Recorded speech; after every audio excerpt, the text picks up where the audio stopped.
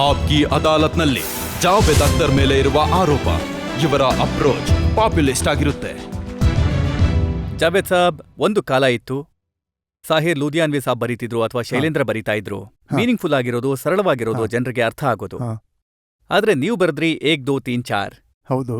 ಅದಕ್ಕೆ ಯಾವ ಅರ್ಥನೂ ಇಲ್ಲ ಅಥವಾ ಯಾವ ಮಿಷನ್ ಹಾಗಲ್ಲ, ಅದಕ್ಕೆ ಅರ್ಥ ಇದೆ. ನೀವು ಆ ಹಾಡನ್ನ ಪೂರ್ತಿ ಕೇಳಿಲ್ಲ. ಲಿರಿಕ್ಸ್ ಬೇಕಾದ್ರೆ ಈಗಲೇ ಹೇಳ್ತೀನಿ. ಸರಿ, ನೀವೇ ಹೇಳಿ ಇವತ್ತು ಜನರ ಮುಂದೆ. ನಾನಿದನ್ನ ಒಂದು ಫೋಕ್ ಸಾಂಗ್ ಶೈಲಿಯಲ್ಲಿ ಬರ್ದಿದ್ದೆ. ಅಂದ್ರೆ ಒಬ್ಳು ಹುಡುಗಿ ಇರ್ತಾಳೆ, ಆಕೆ ವಿರಹಿ ಆಗಿರ್ತಾಳೆ. ಆಕೆ ತನ್ನ ಪ್ರಿಯಕರನಿಗೋಸ್ಕರ ಕಾಯ್ತಿರ್ತಾಳೆ. ನಾನೀಗ ಅದರ 3 ಪಲ್ಲವಿಗಳನ್ನ ಕ್ವಿಕ್ ಆಗಿ ಹೇಳ್ಬಿಡ್ತೀನಿ. 1 2 3 4 5 6 7 8 9 10 11 12 13 13 करूं दिन गिन गिन के इंतजार, आजा पिया आई बहार. 14 को तेरा संदेशा आया, 15 को आऊंगा ये कहलाया. 14 को आया न 15 को तू, तड़पा के मुझको तूने क्या पाया. 16 को भी 16 किए थे सिंगार, आजा पिया आई बहार. 17 को समझी. ಇನ್ನು 2 ಚಪ್ಪಾಳೆ ಬಾಕಿ ಇದೆ. 17 को समझी संग छूट गया, 18 को दिल टूट गया. रो रो गुजारा मैंने सारा 19, 20 को दिल के टुकड़े हुए 20, फिर भी नहीं दिल से गया तेरा प्यार, आजा पिया आई बहार.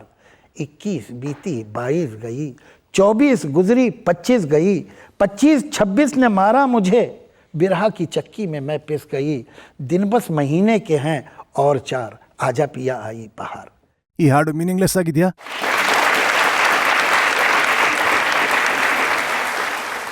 ನೋಡಿ, ಈಗ ನಿಮ್ಮ ಜಗಳ ನನ್ನ ಜೊತೆ ಅಲ್ಲ, ಈ ಜನರ ಜೊತೆ.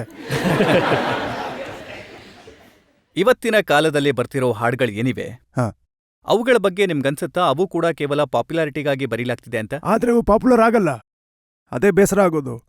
ನಿಜ ಏನಂದ್ರೆ, ನಾನು ನನ್ನ ಜೀವನದಲ್ಲಿ ಇಷ್ಟು ವರ್ಷಗಳಿಂದ ಸ್ಕ್ರಿಪ್ಟ್ ಬರ್ದಿದ್ದೀನಿ, ಹಾಡುಗಳನ್ನ ಬರ್ದಿದ್ದೀನಿ.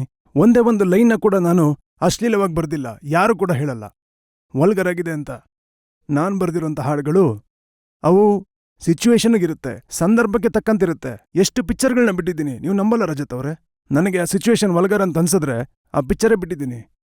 ನನಗೆ ಪಿಕ್ಚರ್ ಟೈಟಲ್ ಇಷ್ಟ ಆಗಿಲ್ಲ ಅಂದ್ರೆ ಆ ಪಿಕ್ಚರೇ ಮಾಡಲ್ಲ. ಕುಚ್ ಕುಚ್ ಹೋತಾ ಹೇ ಇದೇ ಕಾರಣಕ್ಕೆ ಅಲ್ವಾ ಬಿಟ್ಟಿದ್ದು? ನಾನು ಆ ಸಿನಿಮಾನು ಬಿಟ್ಬಿಟ್ಟೆ. ಆದರೆ ನನಗೆ ಒಂದು ಸಿನಿಮಾದ ಬಗ್ಗೆ ಬೇಜಾರಿದೆ. ಏನಂದ್ರೆ, ಆ ಸಿನಿಮಾನ ಯಾಕೆ ಬಿಟ್ಟೆ ಅಂತ. ನನಗೆ ಆ ಪಿಕ್ಚರ್ ಟೈಟಲ್ ಇಷ್ಟ ಆಗಿರಲಿಲ್ಲ.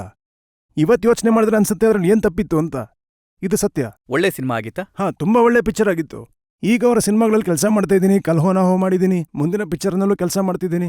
ಒಂದು ಒಳ್ಳೆ ಸಿನಿಮಾ ನನ್ನ ಕೈ ತಪ್ಪಿ ಹೋಯ್ತು. ಆದ್ರೆ ನನಗೆ ಅದರ ಟೈಟ್ಲ್ ಮೇಲೆ ಅನುಮಾನ ಇತ್ತು. ಏನಿದು ಕುಚ್ ಕುಚ್ ಹೋತಾ ಹೇ, ಏನಿದ್ರ ಅರ್ಥ ಅಂತ. ಸೊ ಬಿಟ್ಬಿಟ್ಟೆ. ನೋಡಿ, ನಾನು ಅಷ್ಟು ಕೇರ್ಫುಲ್ ಆಗಿ ಕೆಲಸ ಮಾಡ್ತೀನಿ. ನೀವು ನಂಬೋದಿಲ್ಲ ಅನ್ಸುತ್ತೆ, ಎಷ್ಟೋ ಪಿಕ್ಚರ್ಗಳಿವೆ, ಅವುಗಳ ಬಗ್ಗೆ ಬೇಜಾರಾಗಲ್ಲ. ಬೇಜಾರಾಗೋದು ಅಂದ್ರೆ ಕುಚ್ ಕುಚ್ ಹೋತಾ ಹೇ ಪಿಕ್ಚರ್ಗೆ ಮಾತ್ರ. ಆ ಪಿಕ್ಚರ್ ನೋಡಿದಾಗ ನಂಗೆ ತುಂಬಾ ಖುಷಿ ಆಯ್ತು. ಮಿಕ್ಕಿದ್ರ ಬಗ್ಗೆ ಅಷ್ಟು ಬೇಜಾರಾಗಿಲ್ಲ. ಅವುಗಳಲ್ಲಿ ಎಷ್ಟೋ ಹಿಟ್ ಆಗಿವೆ. ಆದ್ರೆ ಇವತ್ತಿನ ಕಾಲದಲ್ಲಿ ಹಳೆ ಹಾಡುಗಳನ್ನ ಇಟ್ಕೊಂಡು ಯಾವ ತರಹದ ವಿಡಿಯೋ ಮಾಡ್ತಿದ್ದಾರೆ, ಅದರಿಂದ ನಿಮ್ಗನ್ಸುತ್ತಾ ಏನಂದ್ರೆ ಆಗ್ಬೇಕು. ನಾನು ಕೇವಲ ಇಲ್ಲಿ ಮಾತ್ರ ಹೇಳ್ತಾ ಇಲ್ಲ, ನಾನು ಟಿವಿನಲ್ಲಿ ಮತ್ತೆ ಪತ್ರಿಕೆಗಳಲ್ಲಿ ತುಂಬಾ ಸಲ ಈ ವಿಚಾರ ಹೇಳಿದ್ದೀನಿ. ಏನಂದ್ರೆ, ಇದನ್ನ ತಡೆಯೋ ಕೆಲಸ ಆಗ್ಬೇಕು ಅಂತ. ಹಾಗೆ ನೋಡಿ, ಯಾವ ರೀತಿ ತಾಜ್ ಮಹಲ್ ಮತ್ತೆ ಅಜಂತ ಎಲ್ಲೋರ ನಮ್ಮ ನ್ಯಾಷನಲ್ ಹೆರಿಟೇಜ್ ಆಗಿವೆ, ಅದೇ ರೀತಿ ನಾನು ಭಾವಿಸ್ತೀನಿ ಲತಾ ಮಂಗೇಶ್ಕರ್ ಅವರ ಹಾಡುಗಳು, ಮೊಹಮ್ಮದ್ ರಫಿ ಅವರ ಹಾಡುಗಳು, ಎಸ್ ಡಿ ಬರ್ಮನ್ ಅವರ ಹಾಡುಗಳು, ಅನಿಲ್ ಬಿಸ್ವಾಸ್ ಅವರ ಹಾಡುಗಳು ಕೂಡ ನಮ್ಮ ನ್ಯಾಷನಲ್ ಹೆರಿಟೇಜ್ ಆಗಿವೆ. ಅವುಗಳನ್ನ ಪ್ರೊಟೆಕ್ಷನ್ ಮಾಡಬೇಕು.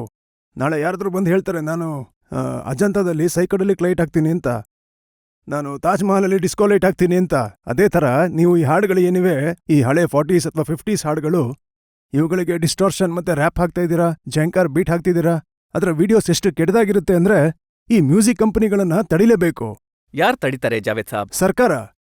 ಇದಕ್ಕೆ ಅಂತ ಕಾನೂನು ಮಾಡಬೇಕು. ಯಾವತ್ತಾದ್ರೂ ಫಿಲ್ಮ್ ಇಂಡಸ್ಟ್ರಿ ಅವರೆಲ್ಲ ಒಟ್ಟಿಗೆ ಸೇರಿ ಇದ್ರ ಬಗ್ಗೆ ಧ್ವನಿ ಎತ್ತಿದಾರಾ? ಫಿಲ್ಮ್ ಇಂಡಸ್ಟ್ರಿ ಧ್ವನಿ ಎತ್ತಲಿ ಬಿಡ್ಲಿ, ನೀವು ನನ್ನ ಅಭಿಪ್ರಾಯ ಕೇಳಿದ್ರಿ, ನಾನು ನಿಮಗೆ ಹೇಳ್ತಾ ಇದ್ದೀನಿ. ನನ್ನ ಅಭಿಪ್ರಾಯ ಇದು. ಈ ಅಭಿಪ್ರಾಯನ ನಾನು 10 ಸಲ ಹೇಳಿದ್ದೀನಿ. ಈ ವ್ಯಕ್ತಿಗಳಿಗೆ, ಅವ್ರಿಗೆ ಯಾವ ಹಕ್ಕು ಇಲ್ಲ ಹಳೆ ಹಾಡುಗಳನ್ನ ಈ ರೀತಿ ಮಾಡೋದಕ್ಕೆ. ಆದ್ರೆ ಕಾನೂನ್ ಪ್ರಕಾರ ಕಾಪಿರೈಟ್ ಆಕ್ಟ್ ನಲ್ಲಿ ಅಧಿಕಾರ ಇದೆ. ಯಾರಾದ್ರೂ ಇದ್ರೆ ಲಾನ ಚೇಂಜ್ ಮಾಡಿ. ಒಂದ್ ವೇಳೆ ಆ ಹಾಡು ಹಳೆದಾಗಿದ್ರೆ ಕಾಪಿರೈಟ್ ಆಕ್ಟ್ ಅನ್ನ ಮಾಡಿದ್ರಲ್ಲ, ಹಾಗೆಲ್ಲ ಬಹಳಷ್ಟು ವಿಷಯಗಳು ಅದರಲ್ಲಿ ಇರ್ಲಿಲ್ಲ. ಈಗ ಈ ತರ ಅಸಭ್ಯತನ ಆಗ್ತಿದೆ ಅಂದ್ಮೇಲೆ ಕಾನೂನಲ್ಲಿ ಬದಲಾವಣೆ ತರಬೇಕು. ಯಾರ್ಯಾರು ಇದರಲ್ಲಿ ಮ್ಯೂಸಿಕ್ ಕೊಟ್ಟಿದ್ದಾರೋ ಅವರ ಜೊತೆನೂ ನಿಮ್ಮ ಪರಿಚಯ ಇದೆ. ಅವರು ಹೇಗೆ ರಿಯಾಕ್ಟ್ ಮಾಡ್ತಾರೆ? ನನ್ನ ಪ್ರಕಾರ ಸಾಮಾನ್ಯವಾಗಿ ಈ ಮ್ಯೂಸಿಕ್ ಫ್ರೆಟರ್ನಿಟಿ ಏನಿದೆ, ಅದು ಮ್ಯೂಸಿಕ್ ಡೈರೆಕ್ಟರ್ಸ್ ಇರ್ಬೋದು ಅಥವಾ ರೈಟರ್ಸ್ ಇರ್ಬೋದು, ಅವ್ರಿಗೂ ಈ ವಿಷಯ ಇಷ್ಟ ಇಲ್ಲ. ಲತಾ ಮಂಗೇಶ್ಕರ್ ಅಥವಾ ನೌಶಾದ್ ಸಾಬ್, ಲತಾಜಿ ಹತ್ರ ಕೇಳಿ ಒಂದ್ಸಲ, ಹೇಗನ್ಸುತ್ತೆ, ಅವ್ರಿಗಿಷ್ಟ ಆಗುತ್ತಾ ಅಂತ.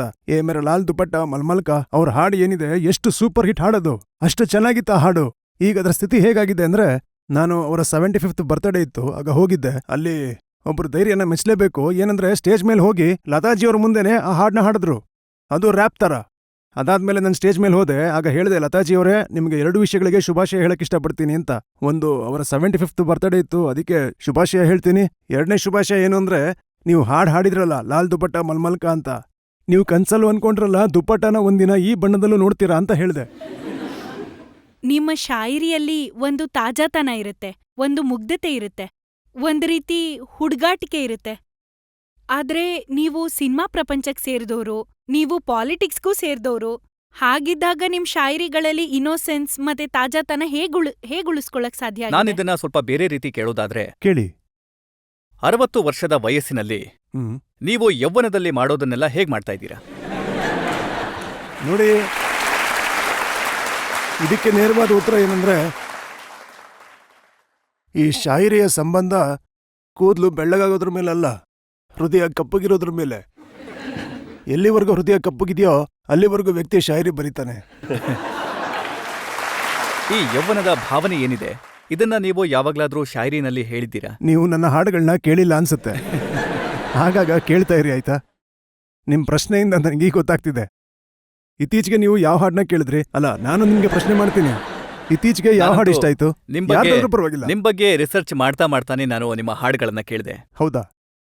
ನೋಡಿ, ಮತ್ತೆ ನನ್ನ ಬಗ್ಗೆ ನಿಮ್ಮ- ರಿಸರ್ಚ್ ಮಾಡಿದ್ರಿಂದ ಎಷ್ಟು ಪ್ರಯೋಜನ ಆಯ್ತು ನಿಮ್ಮ ಅಂತ. ಎಷ್ಟೊಂದು ಹಾಡುಗಳನ್ನ ಕೇಳ್ಬೇಕಾಗ್ ಬಂತು. ಹೇಳಿ, ಎಷ್ಟು ಒಳ್ಳೇದಾಯ್ತು ಅಂತ. ಅದಕ್ಕೆ ಈ ಹಾಡನ್ನ ಕೇಳ್ಬೇಕಾಗ್ ಬಂತು. ಏಕ್ ಲಡ್ಕಿ ಕೋ ದೇಖಾ ತೋ ಐಸಾ ಲಗಾ. ಇದ್ರಲ್ಲಿ ನಿಮ್ಗೆ ಯಾವ್ದಕ್ಕೆ ಆಶ್ಚರ್ಯ ಆಯ್ತು, ಲಡ್ಕೀಗ ಅಥವಾ ದೇಕಾಗ? ನನಗನ್ನಿಸ್ತು ಈ ವಯಸ್ಸಿನಲ್ಲೂ ಕೂಡ ಹೀಗ್ ನೋಡ್ತಿದ್ದೀರಲ್ಲ ಅಂತ. ಇದು ಹುಡುಗಿ ಚಮತ್ಕಾರ ಅಲ್ವಾ, ನಂದಲ್ಲ.